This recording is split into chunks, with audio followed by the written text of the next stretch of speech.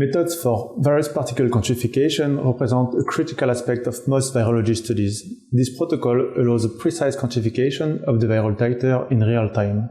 This technique replaces the traditional measurement of viral titers by objective, real-time data with a lower confidence interval, avoiding labor-intensive endpoints assays.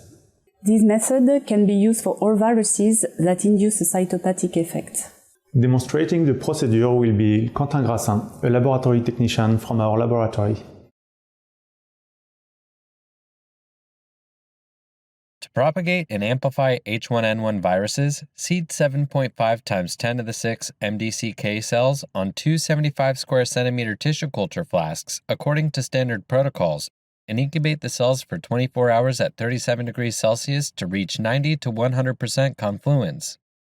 The next day, wash the cells 2 times with 5 milliliters of sterile PBS per flask per wash, and label one flask as the control. Next, dilute a thawed vial of influenza A virus stock to the appropriate experimental concentration in a 1.5 milliliter tube containing fresh virus propagation medium. Use 1 milliliter of the diluted stock to infect the MDCK cells at a multiplicity of infection of 1 times 10 to the negative 3 or 1 times 10 to the negative 4 plaque-forming units per cell, and add 1 milliliter of virus propagation medium to the control flask.